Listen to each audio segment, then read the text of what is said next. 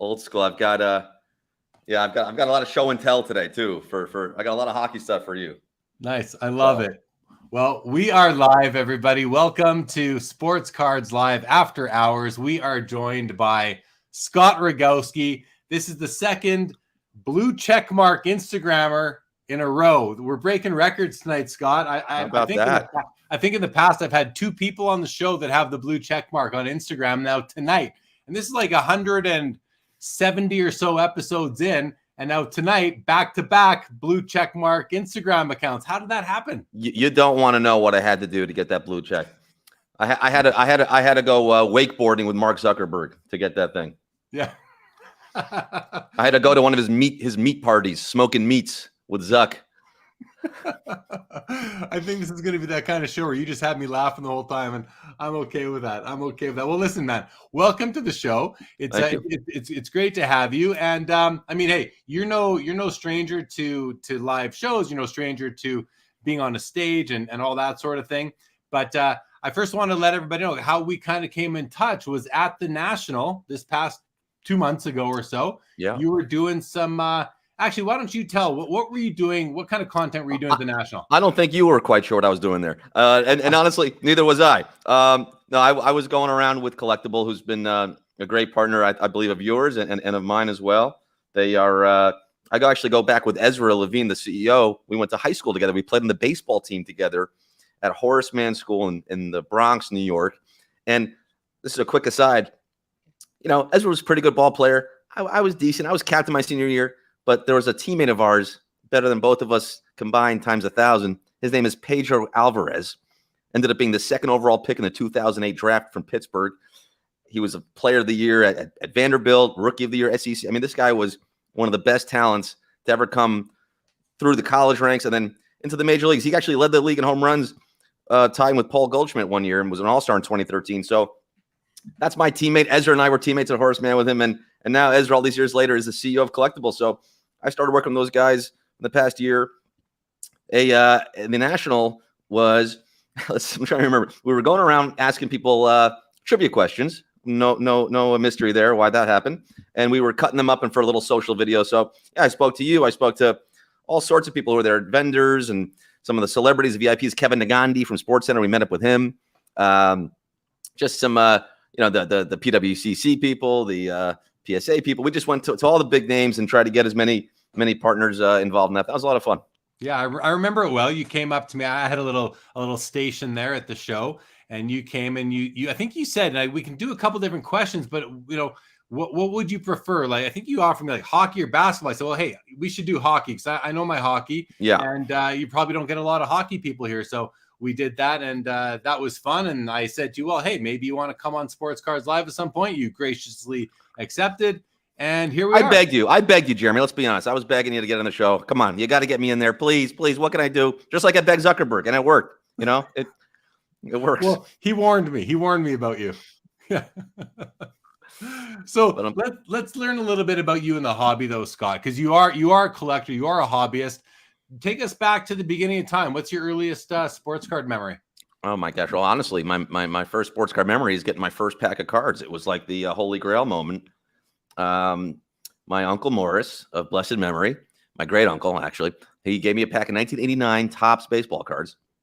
Now I should say that wasn't the first time I'd seen cards because my dad had collected back in the 50s when he was growing up, and he's one of the few people whose parents did not throw away their cards, so he still has all of his old cards going back 1953s. He's got 53 Topps. That's about as early as he had. 53 Topps, 54, 55, Koufax rookies, Clemente rookies. He had basketball, some football, some hockey, some what was that? I remember he had some old like 1950s, Parkhurst cards, I think, from the the pre-helmet days. Let's put it that way. And and boy, I mean, it was just such a thrill to discover these as a kid. And my dad got me into it. And then my Uncle Morris got me that first pack of cards. And I was hooked. I got a box of 90 Pro Set football for my kindergarten graduation. And it's all I wanted. I mean, it's all I asked for. Cards. My dad would go on business trips. He would leave packs of cards around the house, little hiding spots. And I mean, what can I say? It's just the kind of thing that, as I've later been diagnosed with a little OCD, That's a recent diagnosis, but it kind of makes sense because I was all about the ordering.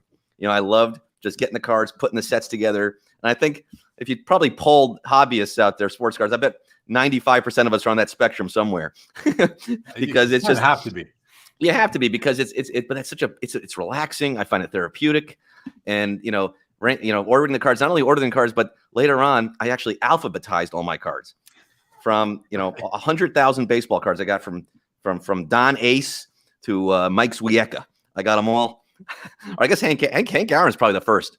Yeah, I don't have any original Hank Aaron's, but some of the reprints. So yeah, so that's my. That box of Pro Set Football, were you chasing the hologram back in those days? Were you familiar with the hologram? It was Pro Set? I can't remember the name of the Super Bowl. Oh, the trophy. Yeah. Yeah, what's it called? Someone let us know. What's that trophy called again? The Lombardi Trophy. The Lombardi Trophy. Thank you. Yeah, that was a huge chase card in the first set of Pro Set Football.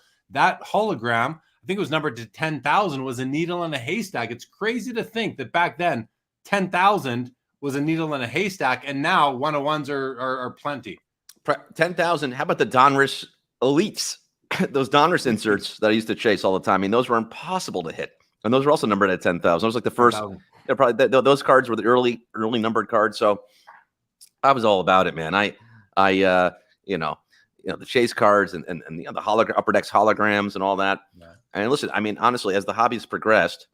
And it just got so crazy with the memorabilia and the autographs. It's sort of what, for me, I kind of fell out when things got too crazy in the 2000s, 2010s. It just seemed like, I couldn't keep track. Like I was a big Nomar Garcia Parra fan. He was my number one guy. And I had 300 something Nomar cards. And, he was a rookie in 95 Bowman. And we had like the Bowman and the foil and the gold foil. Okay, I can manage that. 96, you get this. But then the chromes, it got to the point where like Topps Tech comes out and you got to get all 50 for variations. It's like, what? I mean, you can't, it drove me nuts because I wanted them all. That was the one guy I said, I'm going to get every single Nomar card that's ever made. And it just became an impossibility. So it frustrated me as a hobbyist. And that's when I started to fall off. But I'm getting ahead of myself. I don't know if you want to keep talking about the old days. Well, it's funny because now we're right back there again now with Prism and all the different parallels, right? People are having those same sorts of feelings now that, how do you can't even tell some of these apart. And if you want to chase them all, you're looking for sometimes 80 different parallels of a certain card. What are your thoughts on that? Are you keeping up with these modern day, ultra modern cards these days? I'll be honest. I am not. I know that there's the rainbows. People chase the rainbows. I mean, I'm aware of what's going on, but personally, I'm not collecting it. I'm just never a big fan of Panini. I understand that, look, it comes down to who was making the cards. I mean, Topps they lost the football and the basketball license. So Panini filled the void there. And if you want football or basketball, you got to get Panini. So, I mean, it's a market thing. I mean, and kids today, like, I sound like such an old man, but kids today, they probably don't even remember a time before. Panini's always been around. There's always been Prisms. Right. So I understand from that perspective. But when you come up with Topps and Upper Deck and the old school stuff, it's hard to wrap my head around. Although, I did break. So on my show Wild Cards, which I'm sure we're going to talk about, I did break 2021 Chronicles draft and Prism draft from Panini's for football. And that Chronicles set, man, that's a lot of fun because, they have Panini got, of course, they got the score and the Donruss licenses, I guess, and the brand and the trademarks. So they're reprinting the throwbacks, the 89 score throwbacks, and even the 81 Donruss throwback designs. They're using those old designs on the new card. So I kind of like that as a collector. But most of the new stuff, and then that's the Spectras and the new, all the new things. I can't get into it. But it's hard. It's hard. They're named after animals now. You got zebra stripe, and tiger spots, and all these different things. Turtle shell might be next. Who knows? Platypus. Yeah. Yeah. Exactly. There's all these different names come. They're very creative when they come up with it, and even the patterns. But there's definitely a lot there.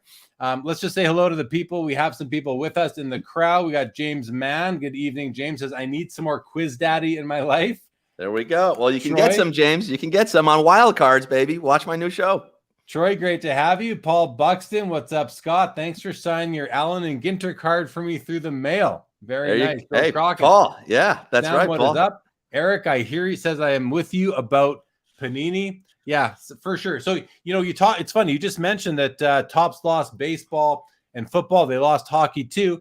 Now they're about to lose, or they lost football, basketball. Now they lost hockey too. And they're about to lose baseball. What are your thoughts on this big news from Fanatics that they're taking all these licenses, and like, how does that make you feel about the future of the hobby? This is tough. It sounds monopolistic, honestly, and without competition, I don't know what it's going to look like. And they can get lazy with it. They could obviously jack prices up, and no one's going to bat an eye. I mean, no one's competing. The nature of competition, in the marketplace, brings prices down. It brings variation, innovation.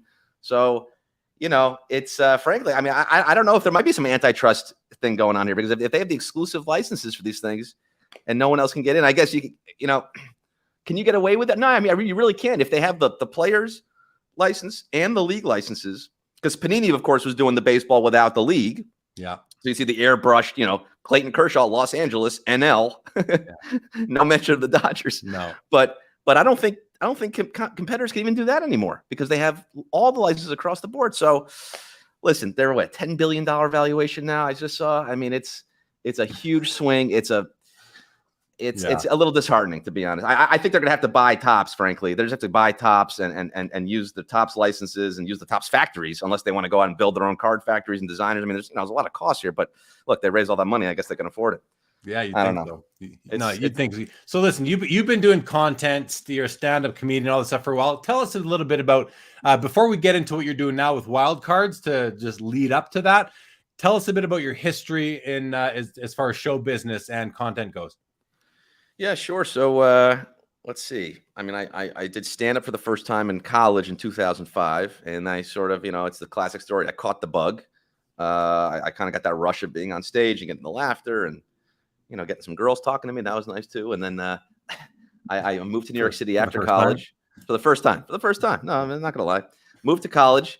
I moved to the city after college, and started doing the stand-up open mic thing there, and actually started a sports talk show in 2008 called 12 Angry Mascots. So I've always had sports on the mind. I realized, being a stand-up comedian in New York in that time, not a lot of sports fans. I went to a lot of these clubs downtown, not even clubs, bars, back rooms, sort of unlicensed shows. It was the alt scene, they called it, the downtown alt scene below 14th Street in Brooklyn. And these are kind of hipsters, they're not really sports fans, right? No, not rah-rah kind of guys, but I was a sports fan, and I found some people who were like-minded. I started my own showcase for sports comedy. We did sketches, stand-up. We made videos. We had interviews with athletes. I had Darrelle Revis and David Deal and Chris Duhon and Kenny Mayne from ESPN. And, sports personalities and athletes would come on the show. And I interview them. We did it for 3 years, pitched it to Comedy Central. They weren't interested. So I said, all right, after 3 years, I'm going to put the sports comedy aside. And I started my own, another show called Running Late with Scott Rogowsky, which I did for about 8 years. Took it to LA and Boston, traveling around with it in Montreal, just for laughs. Shout out Canada. And juste pour rire, if you want to go speak the native language there. But that show ended in about 2019, and then the pandemic came along. I haven't really done much live comedy since, so I've been sort of transitioning to this remote world and all this digital content. And this is where I am now. But yeah, I wanted to say this just so I can get a little street cred here. My very first YouTube video was 2009 January, so I go back, and that was a sports video. It was a video called Super Bowl Writers' Room. It was about the Super Bowl that year. The premise was that the Super Bowl was totally written. They had a writer's room. It was all just contrived, and all the storylines and the plots and the season, like the whole NFL season was basically contrived. And there were some rumors that Goodell was maybe pulling strings back then, of course, being the Goodell. So that was the video, and it was great. And it got 200,000 views overnight. And I said, holy crap, I went viral. My very first video. The next one got about 200 views. So I learned a good lesson that, you go viral, but you can go right back down again. And did you continue with that channel, with that line of content? Yeah, 12 Angry Mascots. We did a bunch of shows. We actually, from that first video, it got us a deal with ESPN.com. We were doing weekly videos for them the next football season, all about NFL. It was called NFL Writers' Room. We did a whole web series for the season. And then we moved to Comedy Central's website. They paid for our Super Bowl videos the next 2 years. We did Super Bowl videos. And then we had an overall deal with them. We did about 10 different videos, all sports related. Had some athletes, Christopher Higgins, former Rangers, Canadiens hockey player. He was in one of our videos. We tried to incorporate athletes when we could, but it was tough, being in New York. Not a lot of guys live in the city, even if they play in the city. They sort of live in the suburbs somewhere, and then of course the off season they go back to wherever they are. So it was always hard to book athletes on the show, but we tried our best. So talk a bit about HQ trivia, because my understanding is that that's what you are best known for. I say my understanding because I never got it up here in Canada, but talk about that a little bit, Scott. Yeah, HQ Trivia was it's where I got the Quiz Daddy name that some people are saying in the chat there. It was a live interactive trivia show on your phone. It was on an app called HQ, and we went live every day, every night, actually twice a day, for about 20 minutes, and you could win money. We were giving out, it started with $50, ended up giving out $5,000, even gave out $100,000 once. So as the game grew, we gave out more money. We had celebrity guests. I did the show with The Rock and Danny DeVito and John Mayer and Kevin Hart and Ice Cube and Mark Cuban and Aquafina and Christy Yamaguchi and all sorts of people came on the show. Gordon Ramsay, that was a fun one. So it really became a huge thing. It's why I got the blue check mark, Jeremy. That's the real reason, because that show got so big and I got into that celebrity status, and then it went crashing down again. So it's again another one of those stories of virality. It's hard to ride that viral wave. But you're really well known for that. Like, when I've talked to people know you from that. How many people used to watch that show or tune in on their app? So we had at our peak, it gave the view count on the top of the screen there, right? But it gave the view count of the devices connected, like how many phones or or iPads were open. The peak was 2.4 million connected devices concurrently at the same time, not just over the course of the episode, at the same time. And if you figure the Nielsen, we actually had Nielsen ratings. The Nielsen people come in and do a little study. They gave us a multiplier. They said, well, just like if you watch TV at home, it's not just you. It could be you and your family. It could be 10 people watching TV. Well, there could very well be, 3 or 4 people crowded around one phone playing the game. So they estimated that we probably had about 5 to 6 million, actually, people watching at the same time. So it was an international phenomenon. I mean, it actually did get up to Canada in some parts. I had a lot of Toronto fans, Israel, Australia, UK, India. I mean, it was worldwide. It was wild.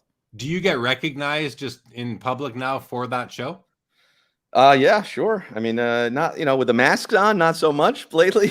And then, the pandemic sort of kind of put a kibosh on the recognition factor, but I didn't mind it.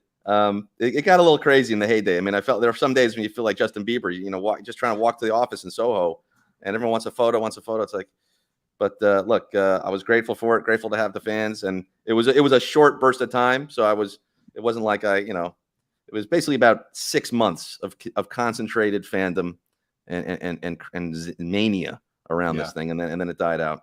I'm glad you just clarified that you're not Justin Bieber. I wasn't sure who I was with here right now. No, I know. Crap, we got the Biebs here with us. I mean, he's a Canadian hero right up here. I don't know if hero is the word, but he's definitely an international superstar. Definitely a Canadian. He's definitely a Canadian. So Matt Jones wants to know what happened to the HQ trivia.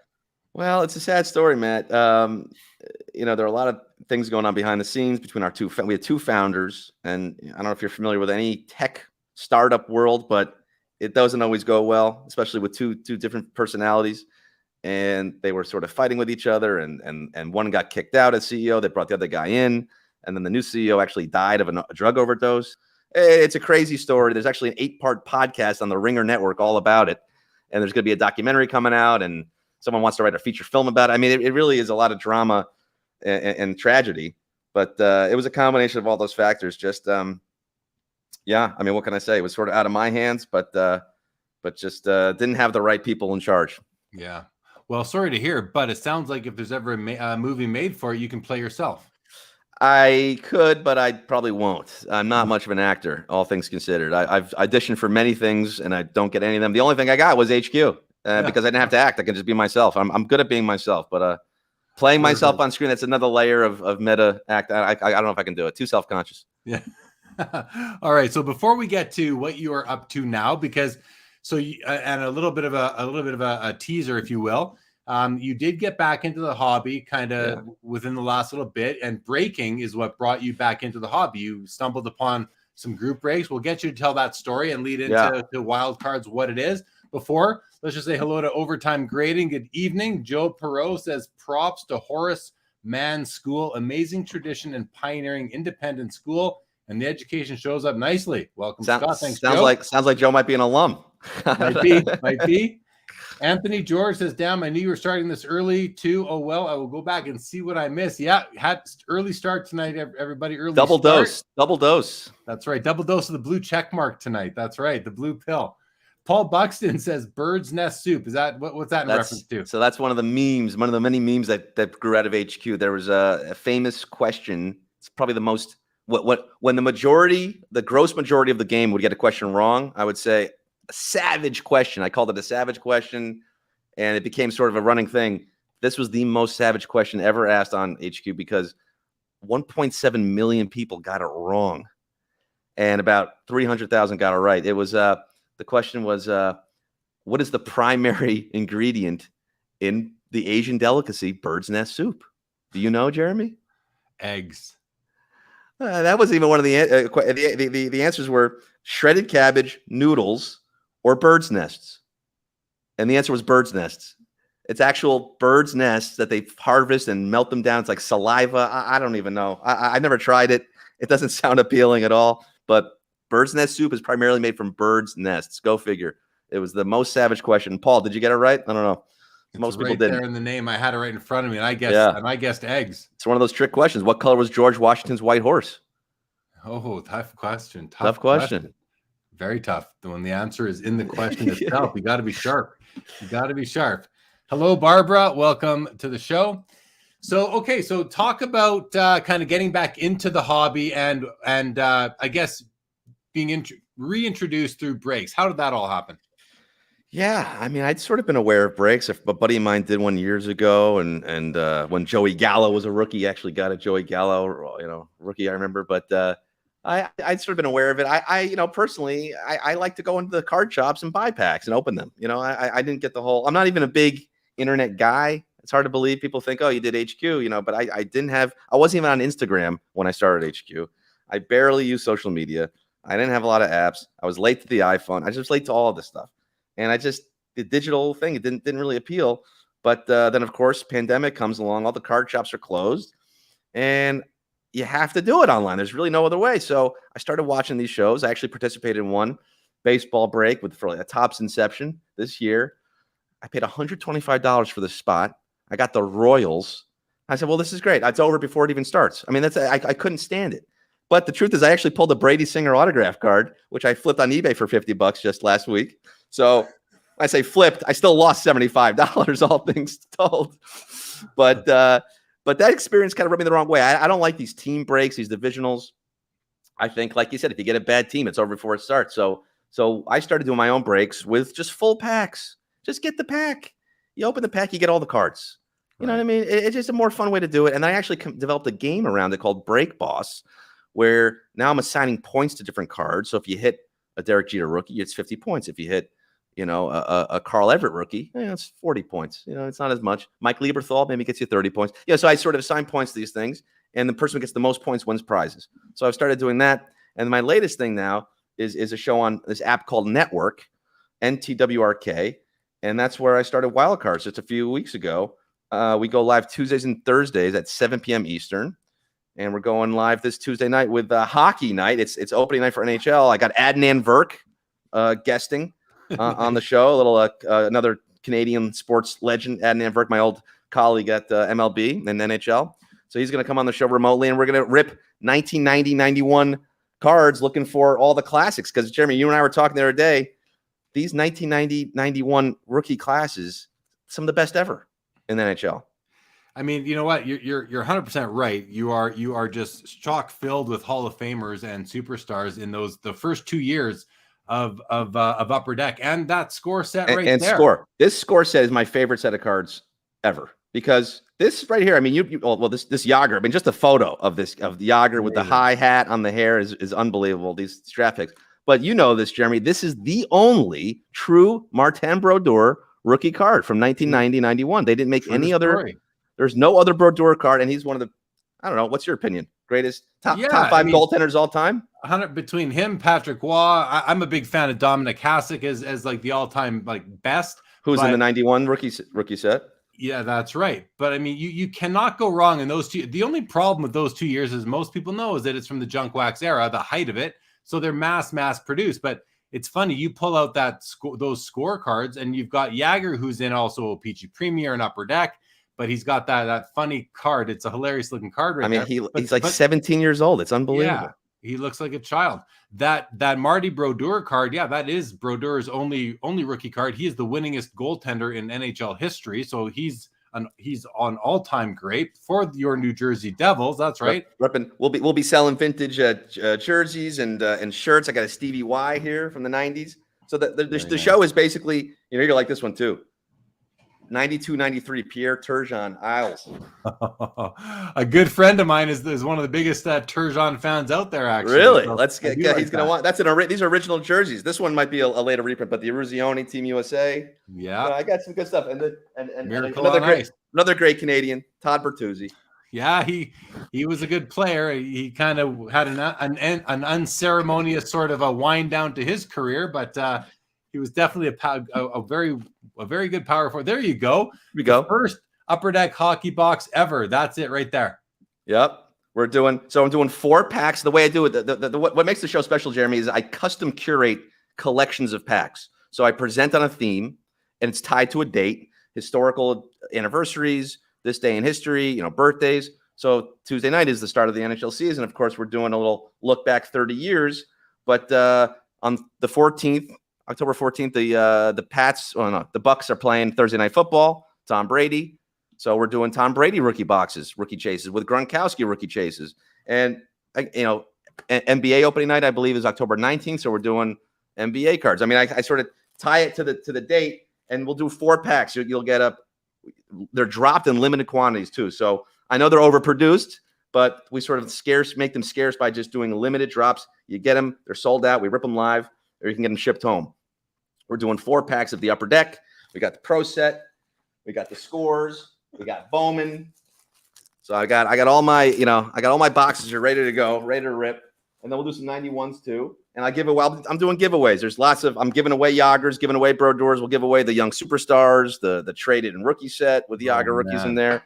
It's a lot of fun, man. It's a great show. It's a free thing to download, network. It's just fun to watch it. And of course, you can buy the cards and participate as well. How about this one? 89-90 Tops. Is in here. Joe Sakic rookie. Yeah. Brian Leach and Sakic. Yeah. So Kirk McLean and Trevor Linden as well. Let's not sleep on them. Don't sleep on them.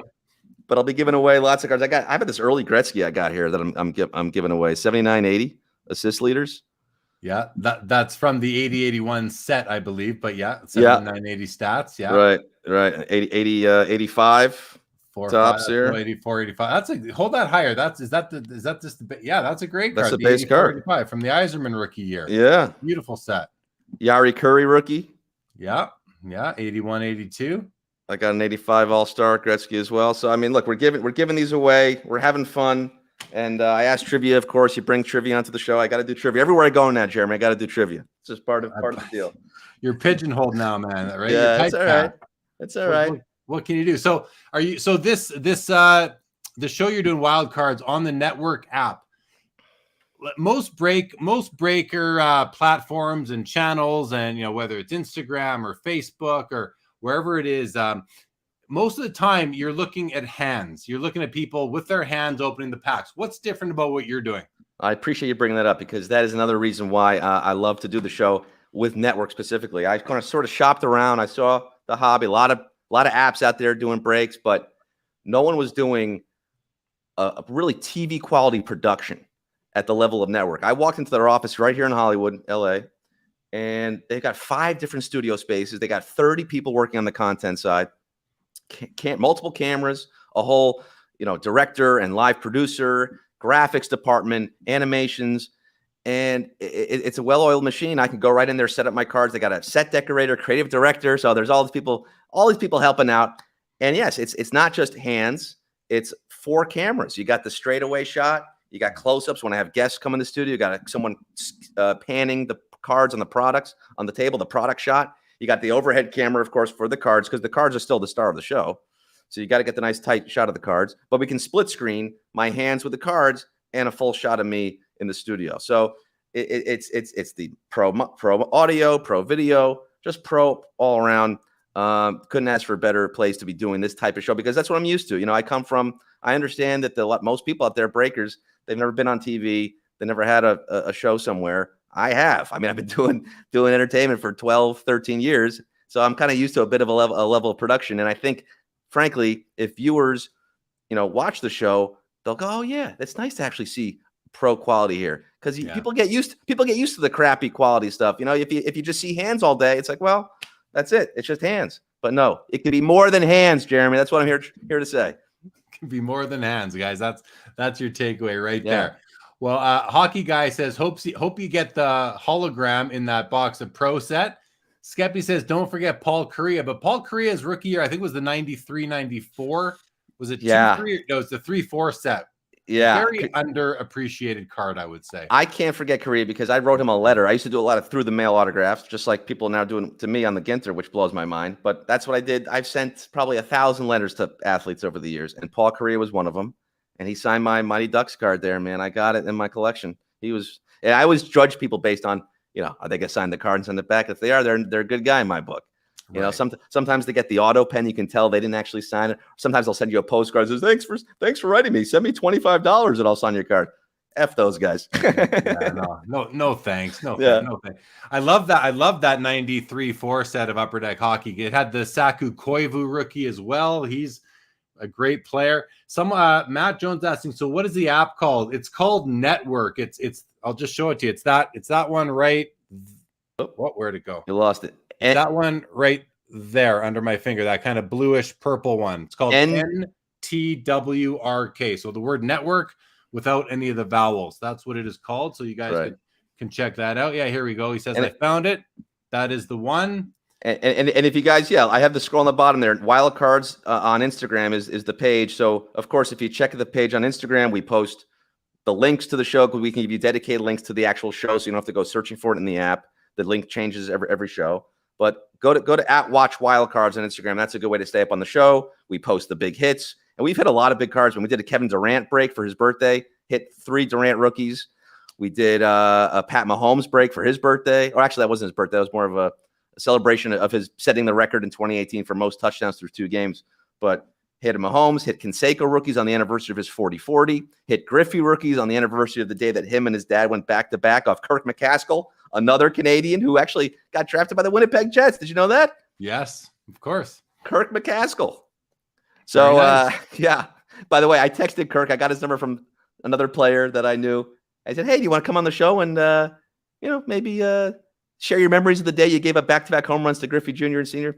No text back from Kirk. So Scott, can you bring in people remotely, or they don't need to be in the studio physically with you? You can do it from someone's phone, just like we're doing here. We could bring people remotely. We had Harold Reynolds. We actually ended up getting Harold Reynolds for that show, a teammate of the Griffies instead of McCaskill. But no, we've had guests in studio. We had Gar Ryness, the batting stance guy, for the Canseco break. I mean, he does all those crazy batting stances. And we're I watched that episode. I saw that one that you did. Yeah, he's a fun one. He knows his stuff, man. But Adnan on Tuesday, I'm excited because Adnan's been a friend of mine for a couple of years now. We did the show on MLB Network called Change Up, and he's still over there working for MLB and NHL Network. So trying to get more guests, trying to get more athletes. Still hard to book athletes, but we're going for it. Well, I will say I did watch that one, your Jose Canseco episode, and the production quality is really good. Like it's nice to see. It's a little home shopping network ish. Would you like what if anything are you trying to do to kind of set it apart? Well, I mean, I think just by the very fact that it's on your phone, it's an app. These are things that Home Shopping Network, that they're just on the TV sitting around somewhere. But look, Home Shopping Network, you can knock it if you want. Thing's been around for 30, 40 years now. Yeah, and I mean, it's that's sort of, and they don't shy away from it too. They say we're sort of the QVC for the Gen Z generation, the phone generation. So I would, not that like the height of show business is being a pitch man, but I don't look at it as that so much. I kind of look at it as this is a chance for me to share my knowledge, my passion, my love for the hobby. Have some fun with it. I mean, sell some cards, break some cards, chase some rookies. You figure people are breaking anyway. You may as well give them a good show. Like I said, it comes back to the entertainment value that I think we offer that sets us apart. And of course, you probably remember Don West, the great Don West, who used to pitch. So I'm Donye West. I'm the new Don West. If I could be the millennial Don West, I'll consider that a lifelong dream come true because I loved watching Don West. I'll take it. Okay, overtime grading corrects me. The Paul Kariya rookie year is 92-93. So that means that 93-94 was that kind of more boring year with the Chris Osgood rookie, I think. That would be right. Right, Rob? Osgood came earlier, I thought. I think Osgood is 93. Kariya, Koivu 92. 91 is filled with Hall of Famers, Solani, Lidstrom, Forsberg, Hasek.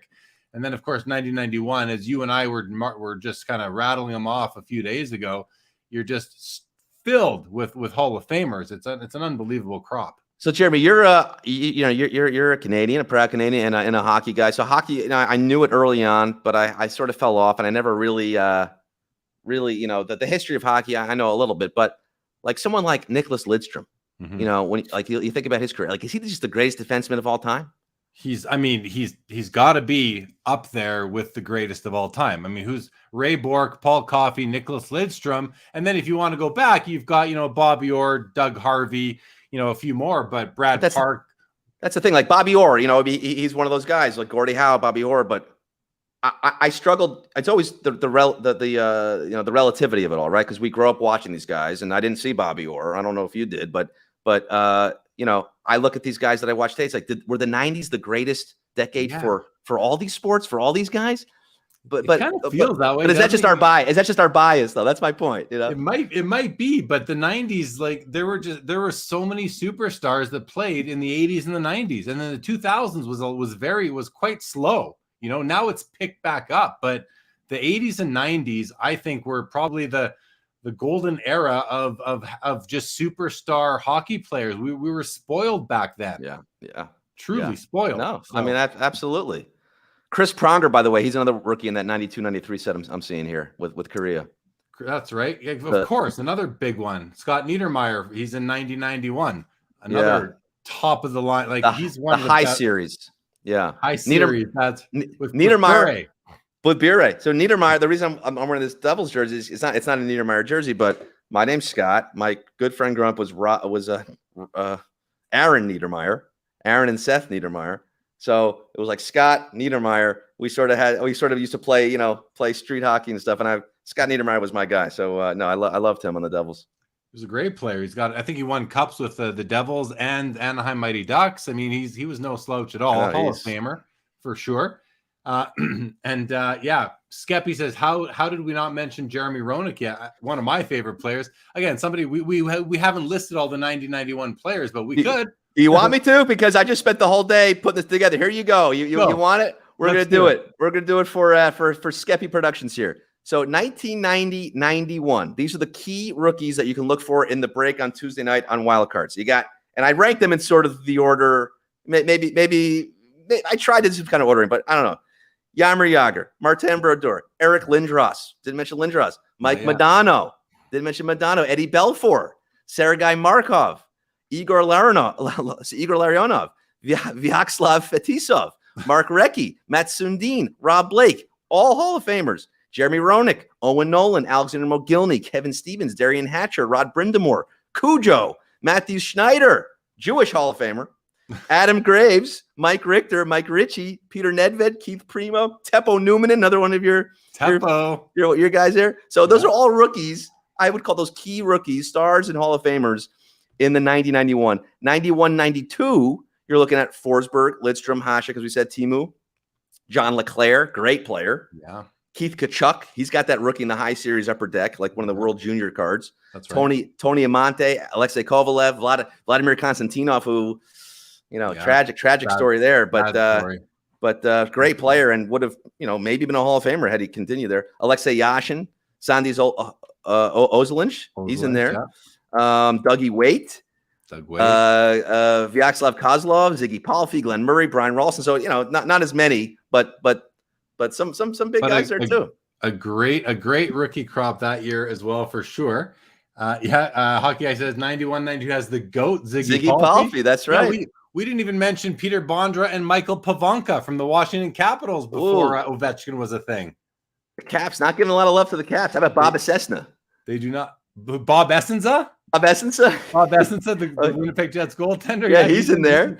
He's in the 1991s as well. It's actually pretty crazy just how many great players there are. And Kevin Stevens, people forget about him. I mean, he won Stanley Cups on the top line. Two-time All-Star. With Mario and Yager, with Lemieux and Yager. Yeah, he was a great player back then for sure.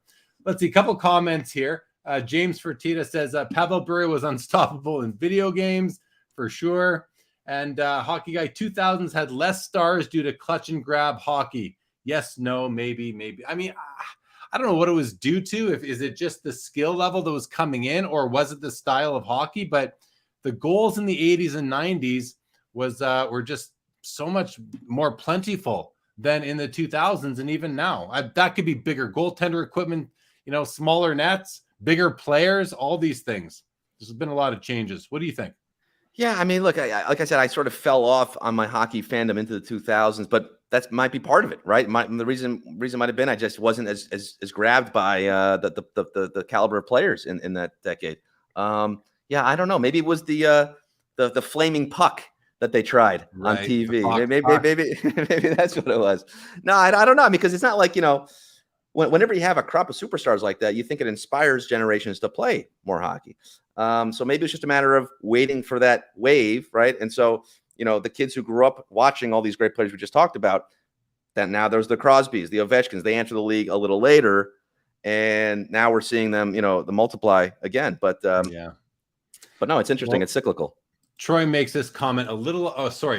This one here. Troy says, you're speaking of a lot of Red Wing players. Yeah, because the Red Wings were a powerhouse. If you remember, if you go back in times, the Red Wings were the bottom of the barrel in the NHL until they drafted Steve Yzerman first overall, and then they slowly converted into what became a perennial, cup contender and winning their cups. And I believe it was, did they win in 94, early mid-90s. I forget the year, because the Penguins won 91, 92. The Red Wings were not that far after. 93, 94, I think, right? Yeah. Well, no, 94 was the Rangers. 95 was the Devils. Right.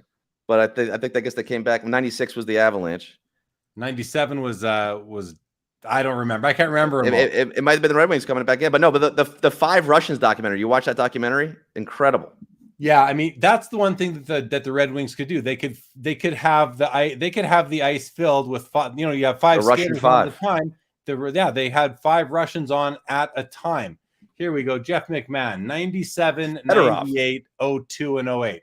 Yeah, so you got Fedorov, Makarov, and Fedorov, Makarov, and not Fetisov, Larionov, and then on the blue line you had Konstantinov and Fedosov. Yeah, all these Russian legends, the Slavas, exactly. It was so Sergei Fedorov has a rookie in it's the 1990. Yeah, he's in the 90 Young Guns Upper Deck, right? So he's the first year of Young Guns with Pavel Bure. Yes, yeah, yes, he does. I got 525. I somehow can remember that. Yeah. So he's in the high. That's the high series, though. The high series. Yeah. Not in the box you have, but they did. So I don't know if you can see that. That's a box right where the top of my pen. That's a box in 90-91 Upper Deck that has the high numbers in it. The box you have, I believe, doesn't have the high numbers. The high numbers is Fedorov and Bure that the regular box doesn't. Yeah, like numbers 401 to 550 in the set is the high numbers. But I love this. I love talking about this stuff, man. And it's just it's about the nostalgia. It's about teaching the young kids who didn't watch these guys, who didn't collect these cards. What's crazy is that I'm breaking cards. I even spoke to this my new boss at this other show I do, this podcast called Business Casual for a company called Morning Brew. I have two gigs right now. This dude's 26 years old, CEO of this $75 million company. 26. He's getting into cards. I said, hey, you want to break a box? I had 2001 Bowman football, Drew Brees, Michael Vick rookies. He's like, oh man, this is old school. 2001. I said, 2001. I mean, come on, it's old school. I guess he was 3 years old or something, 4 years old. But man, it's scary. It's scary when you think about it, because they don't, to them. And I'm thinking about, how do I match it to my age? When I was in 1989, I guess if a 1960s cards were, holy crap, I couldn't believe how old that might have been. But my dad would have been, what are you talking about? These are my cards. I grew up with these. So it's the same thing. That's a fun perspective, because that's exactly the way I think. I mean, I grew up collecting in the 80s. That was my first introduction to cards, was really to be all through the 80s. I collected the sets every year. And I would look at these cards from the 60s and think, wow, those are so old. I'd never seen pre-war at that point, Right. even the small Parkhurst hockey sets from the early 50s. But you'd look back even 15 years ago, you think, wow, those are ancient. And here I am as like a teenager in the 80s. Nowadays, that's only 2000. That's as long ago as 2005. Exactly. We're talking about 30 years ago with these 90 sets. So 30 years ago in 1990, yeah, that was 1960. I mean, you're talking like when I was a kid, it's like you're talking. Baseball is my frame of reference, but yeah, Sandy Koufax, Mickey Mantle. I'm like, these are like ancient legends, but that's how these kids, I guess, look at Jaromir Jagr and Martin Brodeur today. Yeah, and Ken Griffey Jr. and Derek Jeter. Yeah, I mean, these guys are long done playing, and they're still very important in the hobby and in culture. So it makes sense, but it just what it really puts in perspective, Scott, is how old we are. Exactly. how old we're getting, right? Time comes for us all. But actually, Jagr, is he still playing somewhere? Please tell me he's playing in the Czech Republic, but he's playing because he owns the team he plays for, and apparently what I heard is that if he were to retire, no one would go watch that team play because he's such a legend. 49 years old. Yeah. He's playing for business purposes, I think, not because for the love of the game anymore. I don't think, but boy, that's a guy that he's a legend. He's a true legend. Second all-time leading scorer in hockey history. So where do you put him? I know is he top 10 all time? In your opinion? Or is that tough with him, right? It's tough with him because there's so many players that you name before him. Is he top 10 of all time? 25, top 25? Yeah, I'd say he's got to be top 25. That I think I'd be very comfortable saying that. Top 10, I'm not sure. Yeah. I mean, how far back are we going to, right? I mean, right. I mean, Gordie Howes or the Ted Lindsays of the world, yeah. Gordie Howes, the Bobby Halls, Bobby Orr, Rod Gilbert. Rod Gilbert. Guy Lafleur played forever too. Yeah. And then you got guys Here's a comment. Hockey Guy says the top 10 forwards. Yeah, I mean, if you're taking out some goaltenders and defensemen, you're not including Bobby Orr. Right. Is he still in the top 10 forwards? Right. I mean, it was just crazy to think that we're even questioning it because he is the second all-time leading scorer behind only Wayne Gretzky. He's ahead of Gordie Howe. Because these guys play for just compile. If you play forever, you're just gonna. But someone like Mike Gartner, even. It's like, no one talks about Mike Gartner. No. This guy was one of the top scorers of all time as well. Yeah, he had the most 30-goal seasons of all time, the most consecutive 30-goal seasons of all time. There was a trivia question I used to ask. This goes back to, I used to ask this in the late 80s, or the late 90s, sorry. But the question was, of all the 1,000-point men in NHL history, how many have, and there were four, sorry, not how many, but who are the ones that have more goals than assists? Now, this is the answer's probably changed since I knew the answer to this, but there were four back at the time. Four of them. So, I mean, if I don't know, you want to take a shot at it, can I even remember? Yeah. It was more goals than assists. 1,000-point men, more goals than assists. It was Mike Gartner, Mike Bossy, Bobby Hull, and I can't even remember. It's Brett Hull is now one of them. Brett Hull. Brett Hull's in there now as well. I think Keith Tkachuk might be in there at this point in time. Really? Yeah, because then Ovechkin, Ovi's in there. Ovi would be in there. Yeah. So, I mean, again, this was old, but it was something that I used to like to think about. I just thought of it here. Cicerelli. That was the other one. Overtime grading called Dino Cicerelli. Mike Bossy says Luigi for sure. Dino Cicerelli. Jeez. Jagr put up insane numbers even on bad teams. But the thing about Jagr is it's not like he's missing championships. Marcel Dion is the third or fourth all-time leading scorer in NHL history. He was number 2. Until I guess Jagr took it, and he never won a championship. Jagr's won a championship, right, or 3. So Ron Francis, he's a fifth. He's actually now 5th career, I think. Ron Francis also a guy. He doesn't get he's got a bit of a cult following, but you're right. He because a lot of people like those old Hartford Whalers colors, which count me among them. But he's the champ. He's the champ with Jagr back to back. Yeah. Troy says all 4 players were puck hogs. Oh, yeah, puck hogs, but that's what they were paid to do, right? They were known as scoring goals. They were the ones who were there to score goals. Stamkos has more goals than assists, but he's not a 1,000-point man yet, is he? Or is he? He might be by now. I'm not even sure. I don't think so. Not yet. So Scott, another thing that's kind of cool about you is that you have a card. I mean, it came up earlier a little bit, but you have a card in Topps Allen and Ginter, I 2018 Allen and Ginter. Let me guess, you're going to I grab can one. pull it up right here. Here we go. This is my here we go. Right? That's pretty cool. So this is the 2018 Ginter set.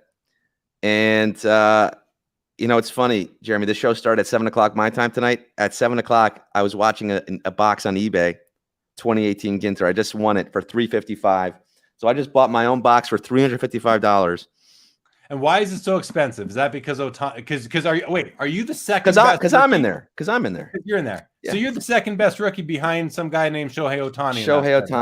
Shohei Otani and me. There's also the cryptocurrency card, which people go crazy for now. Is that the year the egg card as well? I think it might be the egg. I have to look that up. The egg had some 2019. Traction. I don't know if you were aware. That's okay. That's the next year then. But the egg card had a lot of traction in the hobby a few months ago. It really did. Yeah. Don't quite know why. It was a Clubhouse thing, I think. These meme cards. So Scott, I mean, it is super cool that you got a card in Topps Allen and Ginter. Tell us a bit about that. I mean, what did that mean to you? Well, it meant everything. I mean, of all the awards you can win or people you can meet. I mean, I met Joe Biden at the Super Bowl because HQ brought me there. I met Roger Goodell, speaking of him earlier. But having my own card, collecting cards like the way I did fanatically, and now having my own in a set. I mean, that's all I wanted. I wanted to be, I played baseball growing up. I wanted to be drafted. I didn't care where. I just wanted to go the 49th round by the Expos. I didn't care who signed me or drafted me. All I wanted was that minor league card. I knew it wasn't going to get it to the major leagues, but I wanted that team set card, Vermont Expos or the Jamestown Jammer, some rookie league team card, because I just wanted a card. Didn't make it as an athlete, but I got into the set, and it was the proudest day of my life. I mean, I went to the Topps office. I made me sign 1,000 of these things to put in the set. I mean, how long did that take? Man, my hand was cramping up big time. It took a good hour probably to get through everything. And then the red ink, the red pen for the limited at a 2025, or there's a 1/1 I signed, all these variations. But between that and being in the celebrity softball game, ESPN celebrity softball game for the All-Stars in 2018 and 2019, going back-to-back years, those are two of the coolest things that's ever happened to me because of all this. That is super cool, man. Congratulations. I mean, to have a pack pulled card no wonder you bought that box. I bought the box. We're gonna do that on wild cards. We're gonna break that box on wild cards to see if we can pull me out of there. And Otani. How many points if you pull the Scott Rogowsky? Oh, I'll come to your house and cook you dinner. There you go. I mean, it's 1,000,000 points. Jeter's 50 points. The Scott Rogowski's 1,000,000 points. Yeah. Right on. Cool, man. Anything else you want to chat about while we're here before we wrap up? I know it's late over there and it's time for dinner here. So Jeremy, I'm good to go if you are, but I appreciate the time here. You got a great show, and I love the collectible shirt you're rocking there. I'm rocking it, man. I got Collectible Live tomorrow night. If anybody wants to come check that out, 7:00 Eastern tomorrow night, Collectible Live. Looking forward to doing it. We have That's the Old Price that's the Instagram handle. That's the Old Price will be my guest. His name is Rob Servideo. He is known as the Mahomes guy. He's got an amazing collection. We're going to talk about cards and collecting and investing in them. So check that out tomorrow night on the Collectible YouTube channel, 7:00 Eastern. Troy says you can sign your own card for an on-card auto 1/1. You can sign it 1/1. That's right. There you go. Okay, Scott, man, thanks for joining. This was fun. I appreciate having you.